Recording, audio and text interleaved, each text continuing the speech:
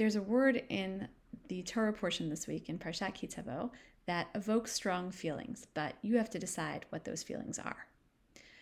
This week's Parsha contains the famous confession, or vidui, that was meant to be recited when a person had finished all of their tithing and sent everything to the proper destination. I think that the even more famous vidui, or confession, is the one that we recite on Yom Kippur. But in that one, we list everything that we've done wrong, whereas in this one, we're telling God about all of the things that we did correctly. We delivered all the tithes appropriately. We end by saying, Asiti kechol asher tzivitani, or we end that section by saying, God, I did everything that you commanded me to do. And then one is supposed to say, Hashkifa mim'on kodshacha, look down from your holy abode. We're speaking, of course, to God. Look down from your holy abode, min hashamayim, from the sky, from the heavens, uvarech et amcha et Yisrael ve'et ha'adama asher natata lanu, ka'asher nishbata la'avotenu eretz zavat chalav udvash. Bless your people Israel and the soil you've given us, a land flowing with milk and honey, as you swore, as you promised to our ancestors. Hashkifa, that word that means look down or gaze, is not a common word, and several of the commentators note this.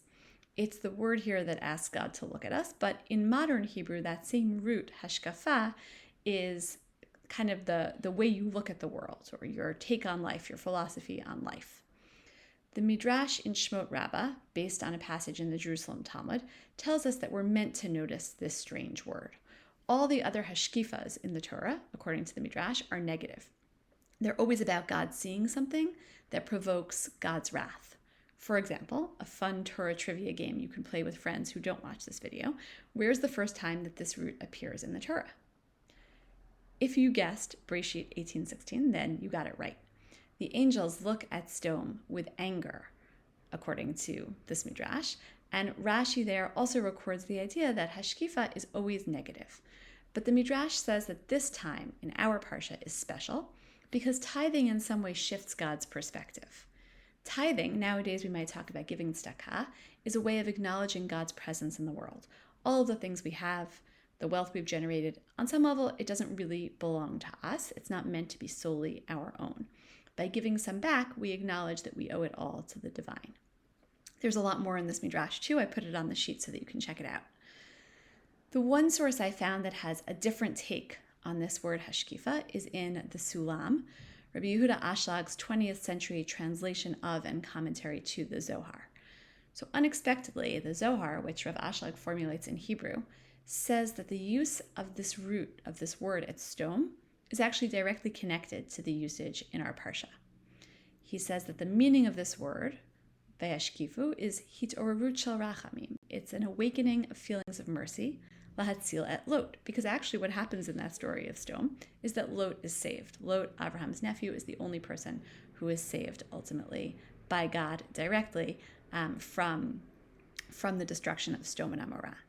The Lomed Gzera Shava, and the Zohar, the Sulam go on to say this is actually a direct connection, just as it says in our Parsha by Hashkifa, so too it says by Hashkifu in the incident at Sodom. Masham hashkafa l'rachamim, afkan hashkafa l'rachamim. Just as there in our Torah portion, it's about mercy, it's about God gazing down with mercy and with positive feelings, so too in the case of Sodom. I find this really powerful because at first glance, I think the Midrash's take is the much more obvious one, that this is an exception and the story of Sodom is a story of anger and wrath. And the Sulam is telling us that what you're looking at isn't as important as how you think about it, as you're framing when you're doing the gazing. It's easy to look positively at someone who does something generous and big-hearted, like give all their tithes, and it's easy to feel good about ourselves when we do those things. It's a lot harder to maintain a hashkafa, an outlook of kindness and mercy towards ourselves and towards others when there are mistakes or bad behavior. There's a technologist and teacher in Israel named Asher Yuval, whose Torah teachings I follow online.